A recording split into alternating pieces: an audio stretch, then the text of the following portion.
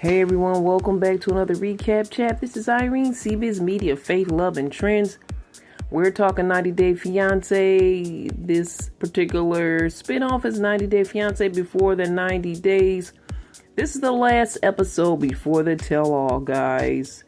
90 Day, we know, is a whirlwind. It's crazy relationship stuff. People from other countries getting with Americans and do they want the American for the green card? Do they want the American to foot the bill for them? Or are they genuinely in love with this person? And it can also at times go the other way. Does the American want that person from the other country for the right reasons? Are they desperate? We don't know. Are they messy? They can or cannot be. It's basically all a game of chance when it comes to 90 Day Fiance. And again, we're talking the spinoff before the 90 days. Last episode before they tell all, Elise and Joshua.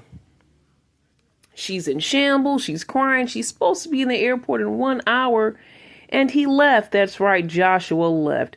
He's not sharing his location anymore. She's confused. The other night, she had this very posh mansion that she rented for them to enjoy together, but he invited friends. And they kind of partied it out. It was two guys and a girl, I think. Or was it more than one girl? Anyway, she went and stayed in her room. And when they got back to their Airbnb and she woke up, he was gone. Chris attempts to kind of comfort her, but mostly he's staying out of the situation. And Chris is Joshua's friend / roommate in this Airbnb situation. But we know that he also actually lives with a friend that's a woman and her name is Nat. That's another story. That's one of their other issues. But anyway, Joshua, he decides to come back. And the two of them start getting at it again. That's right. They're fighting again. There's apologies going on. There's begging. There's some fakery here. I feel some fakery from Josh here. So he tells the producer she's the one that let these guys come over. And she acted like everything was cool. And she's like, what the? This isn't the reality. She's being on an emotional roller coaster when it comes to Joshua. All of this back and forth. Ups and downs. She says she's really getting sick to her stomach and she really just feels alone in this whole scenario. He says he feels the same, but I think that she means it in a different way than he does because she's about to go to the airport and leave. She's saying she feels alone, not because she's about to leave you, sir, but she feels alone right now in this moment because it seems like you're playing games with her. So she said, as they head to the airport, she said last night showed a lot about him and about their relationship. It hurt her. It ruined last night. He says he tries to fix this with his apologies or whatnot. He says he loves her, but he doesn't really know what to do. And, he says, he continued to try to apologize. This scenario seems like it's never going to work. There's too much hot and cold. She was really still upset because she basically broke up with him and he wasn't fighting for her. She's like, it was so easy for him to walk away. And previously it was so easy for him to let her go if she wanted to go. He was like, if you want to go, I understand. You can get out of here, babe, or whatever. But, erratic behavior happens, more apologies. She said she was falling for him, but what about the distance? And what if she stayed and they're just weighing pros and cons? She feels bad for the certain scenarios he gets into, his job situation, but she says, I feel bad, but it's not my job to basically take care of this man. She wanted this so bad. And, she's leaving alone. She's crying. And he lets the producers know he wasn't going to beg. He did what he could. and that she played with his feelings. You played with her feelings as well, sir. He doesn't really know what he wants. He's still a man child, and this is why he's in the scenario he's in. I believe that's probably why his ex took their kid away. She probably wasn't even worried about taking away from his dad because dad is kind of like immature and childlike as well. This is my assessment. Don't know 100% about that situation or scenario. I don't think a dad should be taken away from their kid, but to me, even when he said, I feel guilty for not seeing my kid as much as I could, it sounds like that's kind of on your part. It's kind of like the effort that you're not making. So Joshua kind of shows me he's not grown up yet.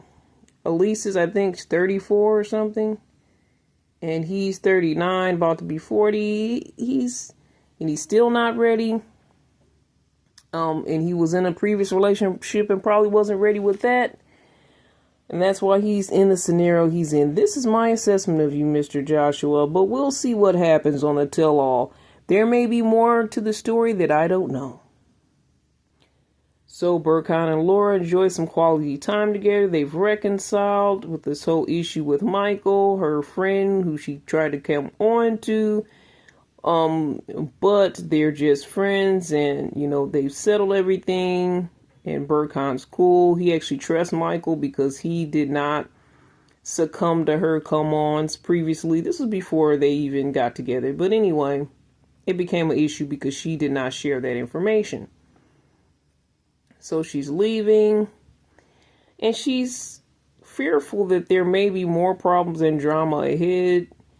Even though things seem good at the moment. So Burkhan's first love is soccer, and he said his last love is Laura. So he's going to combine these two things as they hang out. She says he has these impressive soccer moves that are panty dropping. Okay.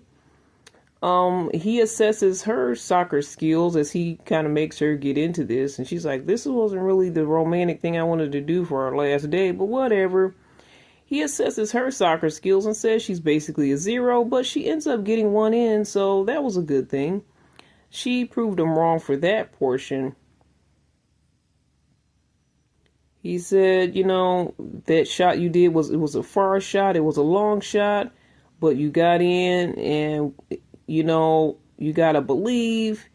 We're kind of a long shot situation too, but if you believe and we believe in us, we can make this work.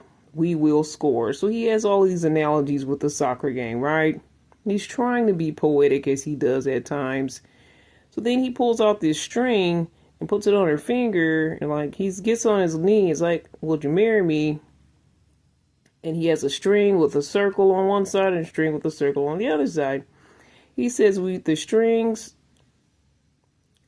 are the ring to your heart or to our hearts, and we don't need actual rings. What would you say, ladies, if a guy did that to you? Now, mind you, the guy's 26.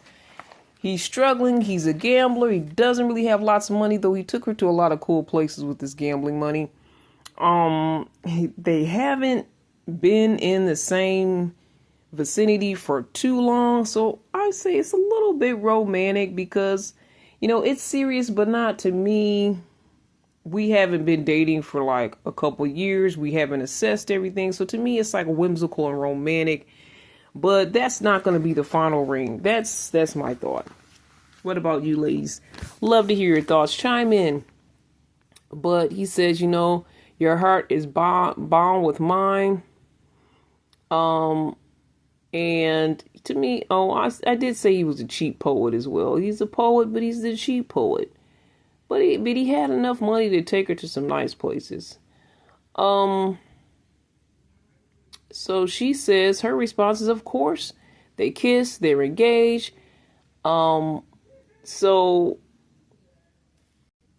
this guy has the nerve to congratulate her on bagging him. Congratulations, you are engaged to me. With the engagement string. He says that, hey, she's his trophy. No rings are needed or fancy boat rides and all that, even though you did take her on one. I love you. The word is said. They both say they love each other. They're kissing and falling over each other. And Burkhan says something like he won't die alone, which is kind of sad that he thought he was going to die alone at 26. You're quite young to believe that. Anyway, the red string, I don't think it's going to reach across the world, so I don't know how you guys are going to handle that part. She's going to have to take both sides of the string, cut the string in half, retie it when you come back together. I don't know. It's becoming complicated to me. Anyway, she's packing, leaving for the day. It's hard to go. They talk about him being approved to the U.S. Could be about a year and a half before that can happen. He says you could change your mind. She asks, well, she says at first you could change your mind. So Michael decides to arrive and, he ends up leaving with her. They're going to travel back home together. And they know that their friendship will change. He actually hugs Burkhan. And then when he greets him, he gives him a hug. And then they kind of break the news that they're engaged. He says it's cool. He congratulates them in their face. But to the producers, he's not very hopeful because all of this is so new. He's not hopeful this thing is going to last. He basically says love is really all they got. They share this emotional goodbye. And that in typical 90-day fare, for those couples that really love each other and some that are fake or some that love each other at the moment, this is kind of how things conclude. Am I rooting for them? Sure, why not? She may be his sugar mama for eternity, but if that's what she wants, as long as you guys are on the same page, I'm not against it. If you guys are happy, it's cool. So now we have Javon and Anna Lynn. He extended his visa so he could stay a little bit longer and make some more memories with Anna Lynn. He's been very helpful and caring. So that's caused them also to be very busy in the bedroom. And she says so many sex is what they had. So she's taking this pregnancy test and then she wakes him up to show him, hey, look at this test. She's putting the stick all in his face. Hey, I'm preggers. He says he's very happy he's about to be a dad, but he's scared at the same time. Anna Lynn helps him out, starts packing for him. I know they were having issues before. She's like, hey, you need to do some more stuff, around here. But she's being the nice wife packing for him. But she's not ready for him to go. She feels like it's too fast. Well, she's really also not ready to be a mom yet. That part was too fast for her. They haven't made a decision for their future yet. She's anxious. She sounds like he's going to try to set up for her to come to the U.S. And plus the baby on top of that can be very expensive and it's all on him. So he's kind of has that weighing on him. She feels bad that he's going to be missing some things that are going to happen because he is going back to the U.S. Sad she'll be alone. She actually sees some actual pennies and is like, oh, this is U.S. money. I'm shocked that he even has pennies in his 30s. Like 30-somethings even know what pennies are. I guess you guys do, but to actually have pennies on you, I don't really have pennies on me. I have pennies like laying around in the house, but I wouldn't take them anywhere with me. How'd you get that through customs? I don't know. I've never been out of the country. Anyway, let's get off of this penny situation. He's flying home. He's grateful for everything. He wishes that he could be there for the pregnancy, but I'm like, okay, I understand her desire and his desire, but he's about business and he's about to go home and make that money.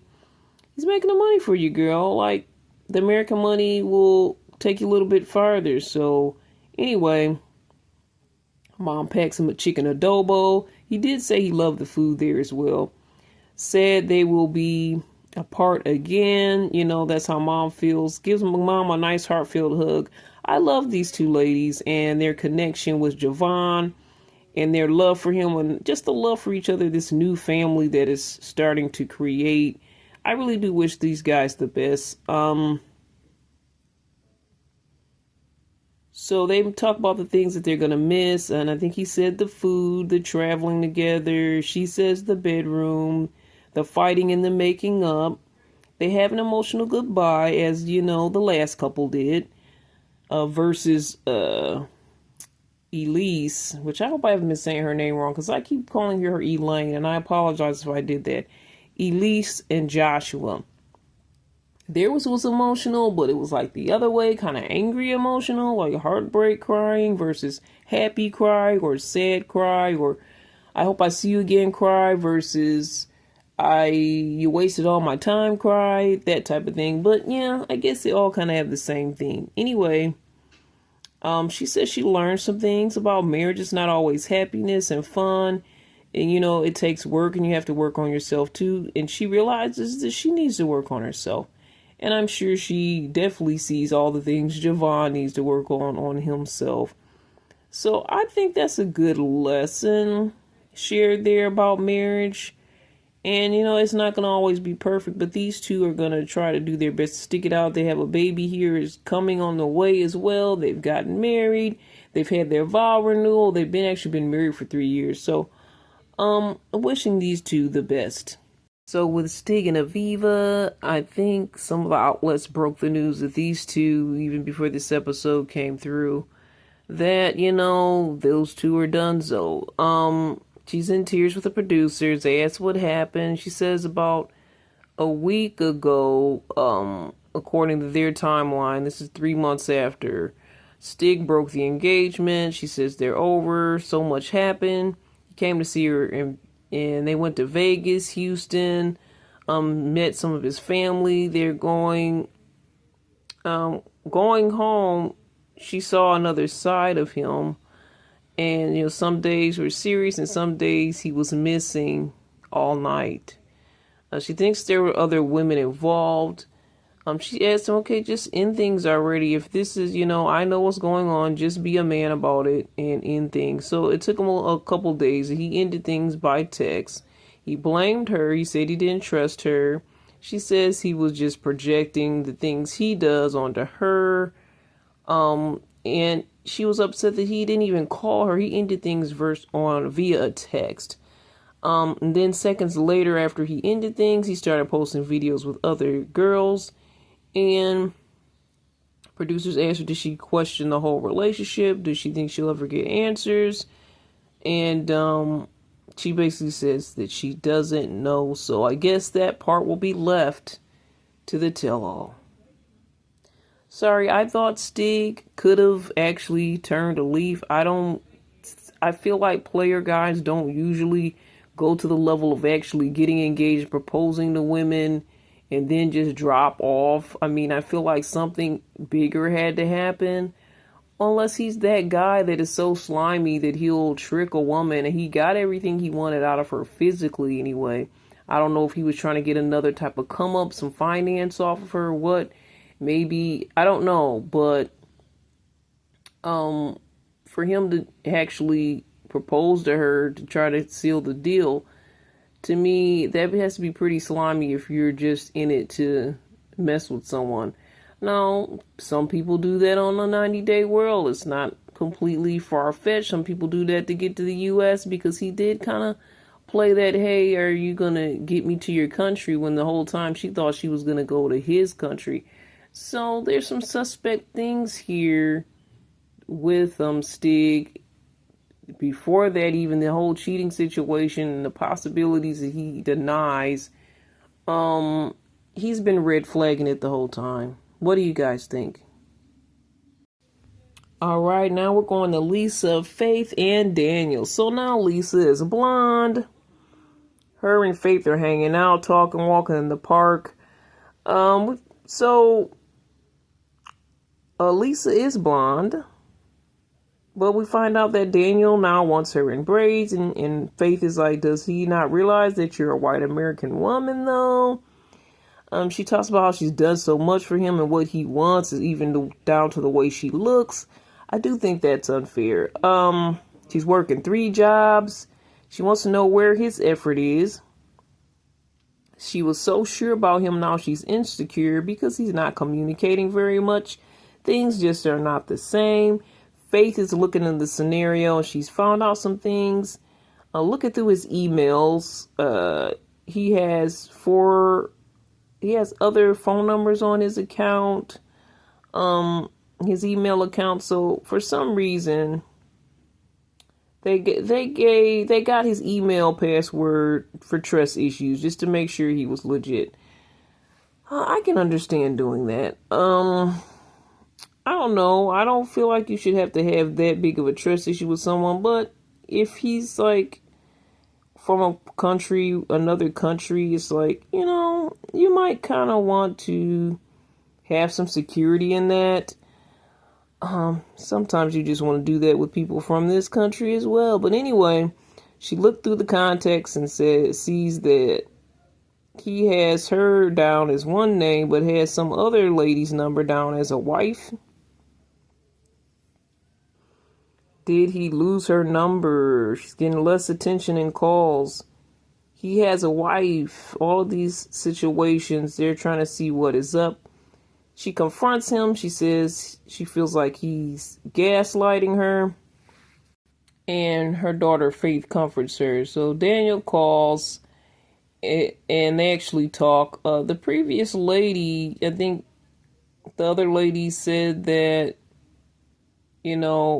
she didn't say, no, I'm not his wife. She was like, yes, I am listed as wife, so what of it? So it sounds like this lady is his wife, or she believes she's his wife, obviously. Anyway, she's asking Daniel during her FaceTime call confrontation, is she paying for a second family? Do you have a wife here? Subtly, he's acting all lovey-dovey. Is he hiding something? He says, I have a lot of debt here, and, I got to do this and that. And she's like, well, I have a lot of debt too. I have 3 jobs versus your 1 job while you're, what was she saying? He's looking at football, going to games or something, and with his 1 job while she's got 3. She's saying he's not the same Daniel, and she does let him know that she contacted the wife. He says it's not true. Do you have any evidence for this accusations? And she says, well, you're just gaslighting me, laughing me off. And he did do that previously when the other lady had contacted her. And we're still not sure if that other lady was actually legitimate, but she may have well been, because this guy could be messing with so many women, breaking so many hearts, that they're just all just kind of discombobulated over this Daniel guy. She says, don't worry about calling back. She's done with him. Bye forever. And he tries to say something else, and she hangs up. And she's like, looks like there's going to be no marriage in our future. So she's gone through all of these things to all of these different priests, to the uncle's approval, to the elders' approval, and then to the king, and then to this, I don't know what the priest guy does, but he cleanses you or something like that. So she's done all these things just to end up not even being with this guy at all. And I'm sure she's asking herself, what was it all for? I do feel like Daniel has some scammy things going on here, and he's probably collecting money maybe from more than one woman in more than one place. This guy should have a castle and be rich at this point, unless he doesn't know how to steward his money well. But most scammers don't know how to steward their money well, and they just throw it all over the place. But if you're going to be a good scammer, you should actually, use the money. Maybe you should actually invest in something, start a business, and then you can stop scamming. I don't know. I'm not saying scam anyone, guys. I'm just saying if you're going to scam, do it smartly, where you don't have to keep scamming and tricking people all day and tricking women. And again, I'm not 100% that he's a scammer, but I do feel strong scammy vibes coming from this man. But like I said, in the beginning, he told us, hey, that he wanted to come to America, and he liked all the stuff she was doing and giving him. So to me, I feel like that wasn't a secret, unless he wasn't telling her that information and just telling us. Rick and Trish. Well, it's hard leaving for Rick. He still loves Trish. They broke up last time. But it's not right or fair to not let go of his past, because he didn't want to block his ex, basically. So that's why they broke up, along with the fact that the ex texted him, and his responses were like he still had feelings for his ex. And he also really didn't tell her that the text took place. Whatever the case, he said that things are over. He's leaving to the airport, reminiscing of all the good times he had with Trish, starting to break down a little bit in tears at the airport. He gets there looking sad, but then he begins to start crying heavy because he sees Trish is there. Why? He asks her that, and he embraces her. And she says, I forgot to give you the matching outfits that we were supposed to wear together. And she really just wanted to say goodbye. She's not hoping or wanting anything from him. I guess she just wanted that closure. She said she just wanted to see him. Her heart still loves him, but she can't be with him. And he says he still loves her as well. Eventually, he would say he's going to get over his ex. It's going to take time. He says he wants them to work. We can make it work. And he's keeping the door open. Well, she says no promises. They're just going to be friends, take things a day at a time. And we'll see. But he's still saying that he can't block his ex at the end of the day. So honestly, I feel like she's done with him. I feel like she gave him the common courtesy show. Yes, you meant something to me. That's why I came to the airport to see you off. But other than that, I don't think it's going to be anything more. But sometimes people do want to keep somewhat of an attachment to you because maybe they want something from you in the future. Or maybe you want to just be smart and end things in a positive way, because you never know, things might come back around and you might end up having feelings or desire to be back with that person. They may be open and available to be back with you. So it's always good to end things on a positive note, but I wouldn't even make him feel that there was any type of chance. She said friends. To me, he seems like he thinks it's more, but we'll see as we get into the tell-all. All right, Sheena and Forrest, Molly and Dev, they're returning home to the U.S. Mom's trying to smuggle a big bag of chips on the plane. He's not really sure if he could do that. I don't know. He says the chips would pop, could blow up in the plane, and Mom's like, well, you know, people bring their dogs on planes, so that doesn't make any sense. Anyway, there's a lot of back and forth on leaving being the hardest choice, but he has to go back, you know, to the U.S. A lot of back and forth with him and Sheena. Sheena's sad. She said it's hard to let go.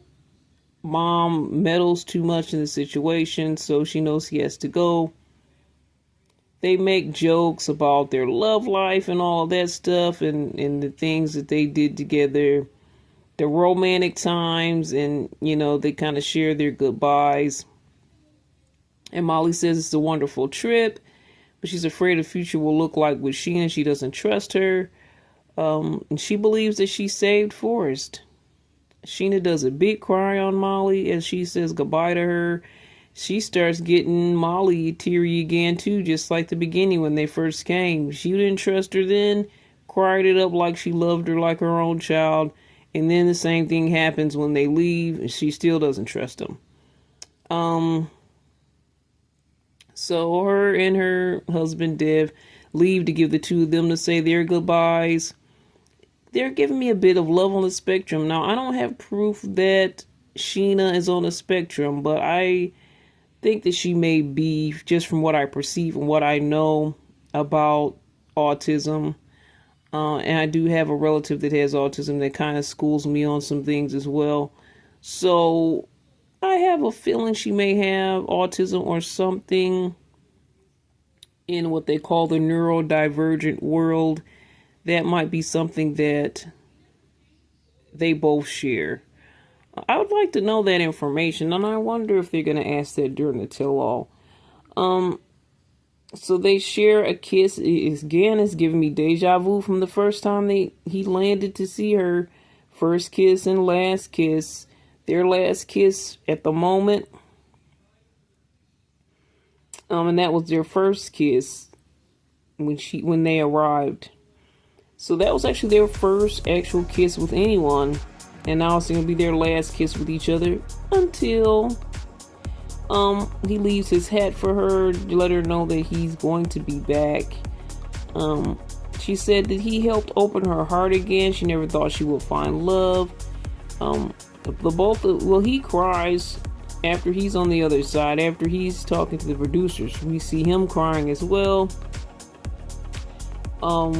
He says this whole scenario with her is pushing him to grow and make some changes in his life. So we're gonna root for Forrest, definitely, that he makes some great positive changes.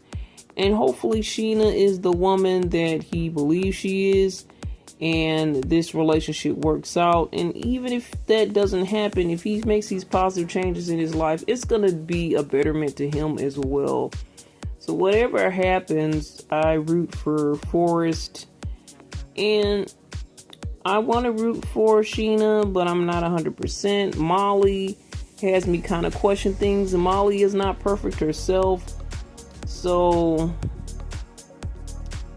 it's tricky when family gets involved and it's all mixed up and a lot of things are going on. So but I do wish the best for everyone, and I really hope that Sheena and Forrest can have a relationship, can get married, can have the desired turnout that they want with their lives together. That's what I'm rooting for. So guys, that's it. That's 90 Day Fiance before the 90 days, the final episode to the tell-all. And we'll see how everything wrapped up, how everything went. And we already know that Emma and Zayed, they've already broken up. They weren't on this episode. They've been broken up by, I think, a couple episodes back, if not like 3 episodes back. But we'll see what's going to happen next time. What are your thoughts, comments, questions? Drop them below.